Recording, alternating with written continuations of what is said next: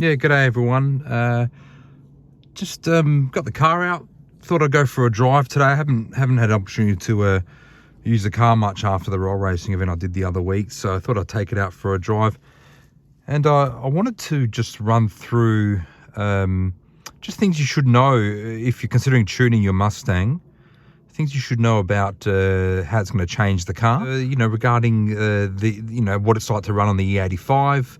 How the Lund remote tune has affected the transmission, the shift points, the rev limiter in different gears, and things like fuel economy, how that's sort of working out with the E85, and sort of other things like that, sort of to be aware of how it's going to change your car if you're not going to get your car tuned. Now, just to note, this is specifically for how the Lund remote tune from the States has affected my car.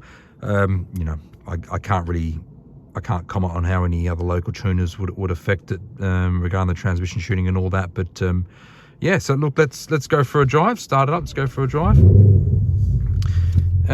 So I'm just going to start off in normal mode. I'll put the exhaust on loud because I like it like that. Now, firstly, if anyone's familiar with driving one of these 10R80 Mustangs in normal mode, you'll notice that if you're just cruising it around, it skips second and fourth gear. I think it goes 1, 3, 5. So the Lund tuning has actually gotten rid of that. So it actually goes through all the gears, regardless of how light your application is on your throttle. Which is something that I actually like. I never really liked that that mode where it would skip gears. Obviously, you can override that if you haven't got it tuned by just putting the car in sports mode. But this way, it's always running like that. Secondly, running it in normal mode now almost feels like it's running in sport mode. It's a lot crisper on the shifts as it was. The normal stock mode would sometimes be a little bit doughy on the shifts and a bit lazy on the throttle.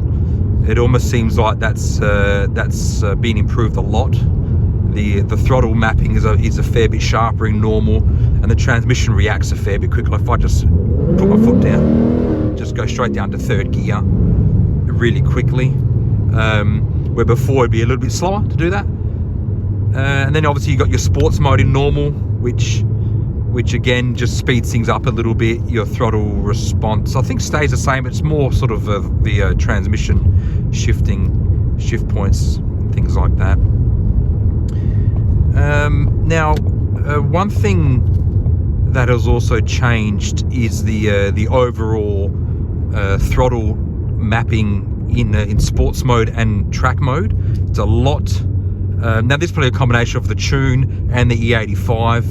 The E85 gives you a lot more timing. They put a lot more timing in the ignition timing in the tune, lowering the rev range. You can do that with the E85 because it's higher octane, less chance of detonation. So you get a lot more down low torque in these things now that you've got the 85.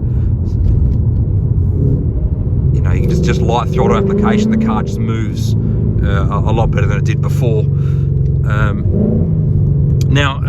Also, if I put it into, let's go my mode, which is set up Sport Plus. Now this, let me just make this turn. This is a lot more aggressive in Sport Plus mode, particularly if you put it in sports mode, S mode. The throttle mapping is extremely aggressive, and you've got that rev match, downshift rev matching, which I think is a lot more aggressive than it was before. Another thing that the paddle shifters are working a lot The paddle shifters are working a lot better as well. It's a lot crisper and smooth as well. Like they seem to have sped everything up, but kept it smooth. It's not like it's nothing like that drag mode. In any other mode apart from the drag mode, but it's actually a lot quicker and smooth as well, which is great. Now let's talk about the E85. So it's a less dense fuel, so you need a fair bit more of it, about 30% more to create the power, if you want to call it, or it's about 30% less fuel efficient, and I think that's pretty accurate, particularly when you're revving it hard. When I'm revving it, and I'm actually using the car pretty hard. Look, just cruising it, if I cruise it in its most economical setting, which if I put it into, this is what I've recently discovered actually, snow and wet mode in drive, it is its most economical setting. Now, I had the car for over a year before I even put it in snow and wet mode, and I've found it to be a really good way to drive it around the city, you know, if you just want to cruise it, you know, because it does a few things. Let me just pull over and demonstrate it, right? I'll pull over and then I'll take off again. Now if I just go, you just watch, it's a very light throttle application. The throttle's extremely doughy. See how it's just shifting up, 3rd, 4th, 5th. I've got no throttle on. 6th, it's extremely dull with the throttle. It's not sharp at all. So cruising it around the city in snow wet mode, so it just seems to be a really efficient way to drive it. Now, so before on 98 stock, I was probably getting about, I don't know, 370, 380 Ks out of a tank. Now I'm getting about 310, which, you know, isn't too bad. It's about, what is that, 20%, 25%, which is about right. No, that's cruising it, trying to be fuel efficient. If I'm revving it, it's using a lot of fuel, like a lot. So, like going, when I was up at Tail and Bend the other week, yeah, I probably went through 20 litres of fuel in 6 or 7 runs when you're revving it hard, and it's noticeable. Yeah, I mean, look, you know, it's a really good tune. It's a really good setup. I like it. The tune's flawless. It doesn't do anything wrong. The rev match, the downshift rev match is fantastic in it.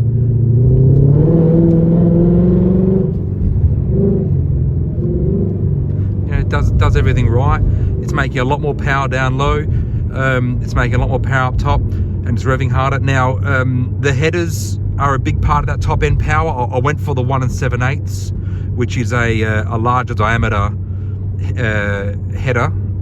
Now that is better suited for top end power, and you feel it. You feel it when you're revving the car. You know, after 5.5, 6, 7 grand, it just keeps pulling. And the way it's tuned, it pulls all the way to the shift point. Now, you know, depending on the gear, it's revving to 6,800, 7,800, which is about 400 RPM higher than standard. And it doesn't nose off.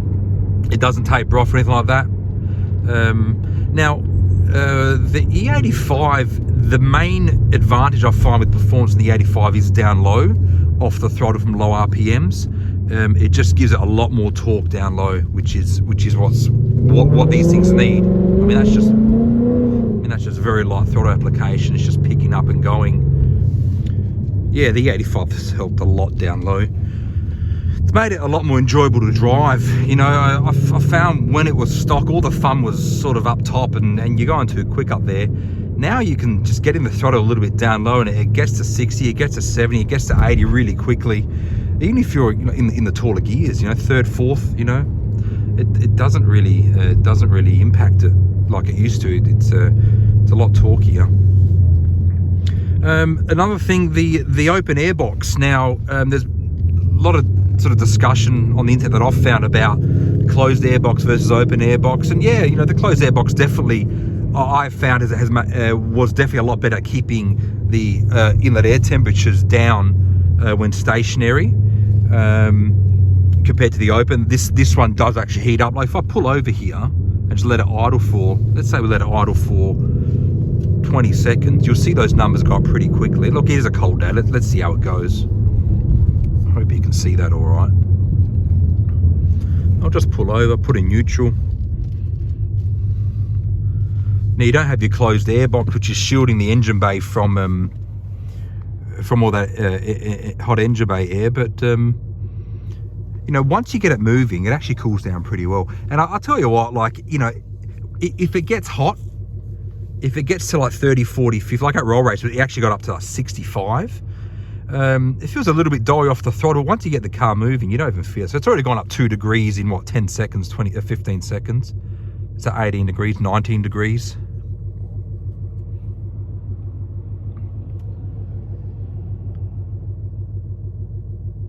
That's 20.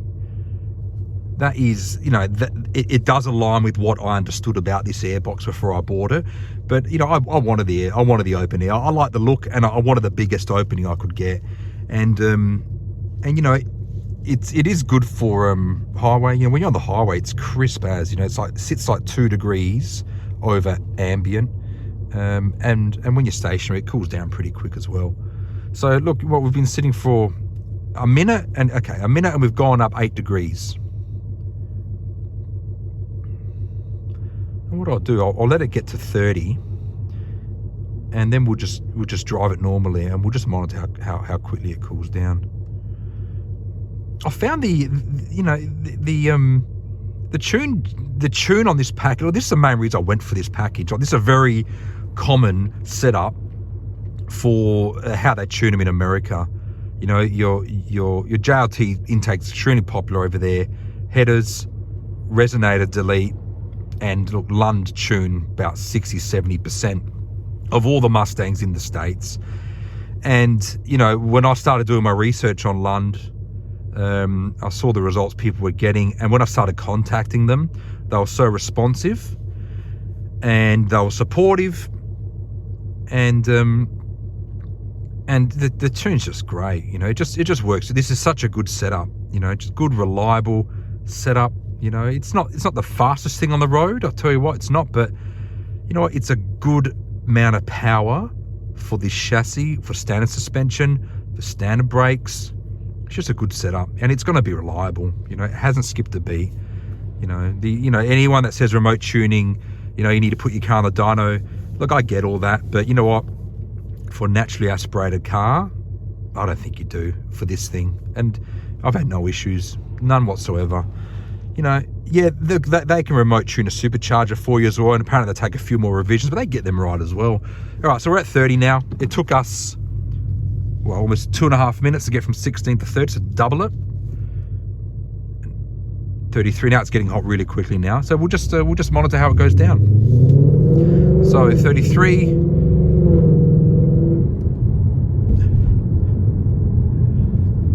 34, it's gone up a little bit again. Got to get that air through the engine. 33, it's going down now. And obviously the faster you go, I can't feel any difference on the throttle. You know, look, I've had turbocharged cars where heat soak is just, you know, it kills it. You know, not so prominent with a natural aspirated car. Look, it's dropping 31, doing 50 k's. 30. So you know, the whole debate's a bit of a, you know, it's sort of irrelevant. I think it's irrelevant. You know, it really is. If I mat the throttle now, run it up to 120, 140, it's going to cool right down. And honestly, I won't even feel that off the throttle issue. I won't feel that heat soak straight away. You know, it's just going to perform really well. I can't feel any difference there. At 23, it's cooling right down. So, you know, if you're considering open versus closed airbox, don't think about it too hard. Honestly, when you pop your bonnet, what do you want to see? You know, what do you want to see? You want to see a cool pod filter sitting there with a nice big intake that's nice and neat, you know, or do you want to see a closed airbox, which looks cool as well? It's a really good one. There's a speed camera on the left. They always are there. Look at those. They're the new ones, guys. That's what they look like. They're facing backwards these days. So yeah, so you know, don't overthink it. If you're going naturally aspirated, you know. Oh, the supercharged kits, most of them are closed boxes these days, I think, anyway. But you know, I want it open. I'm happy with it. You know, it breathes well. And yeah, some people have asked me, you know, why didn't you upgrade your throttle body? There's a guy on YouTube called YOLO Douchebag. He's a funny name. He's actually a guy that works at Lund Racing. He's a tuner. He's got a YouTube channel. I might put a link in the video if I can find it.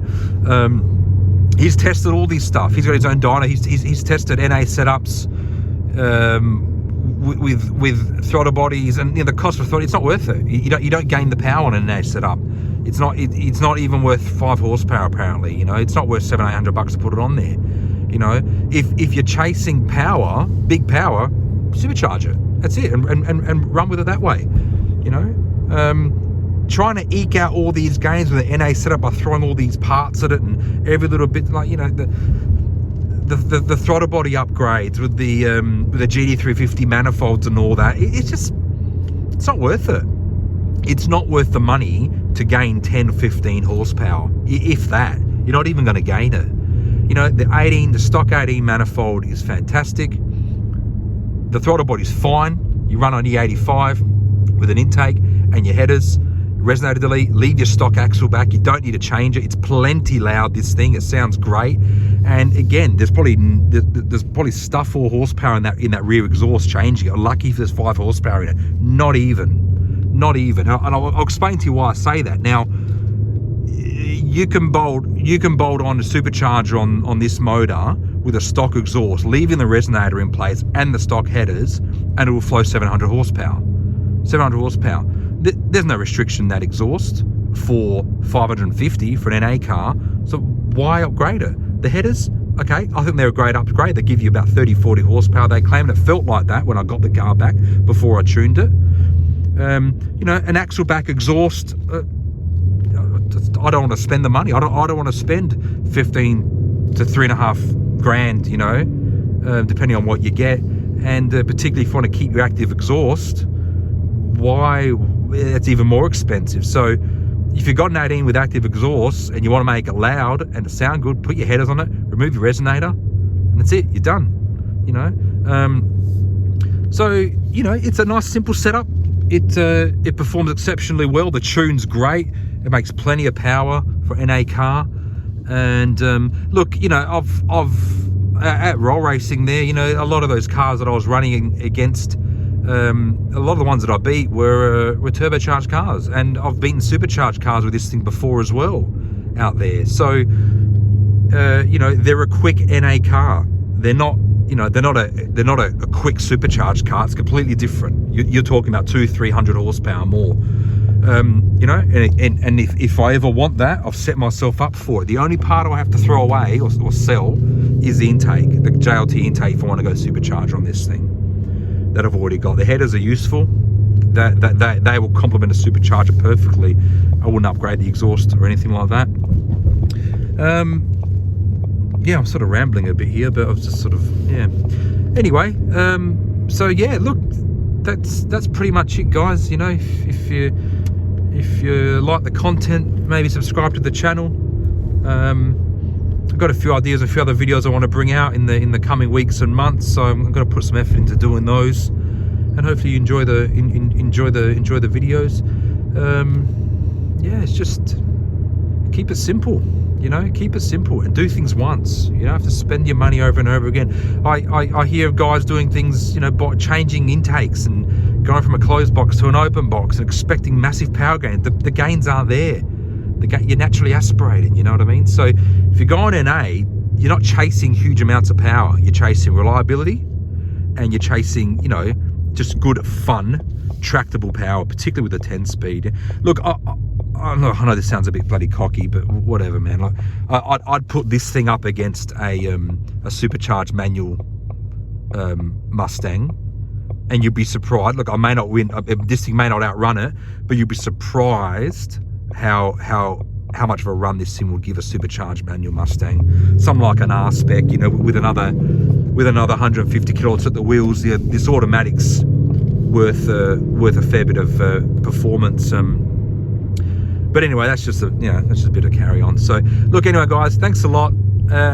Like I said, if you like the content, subscribe. I know I was rambling a bit today, but yeah, it's been a while since I've made a video, so I thought I'd just carry on, have a bit of a chat. Take it easy, and I'll see you next time. Bye.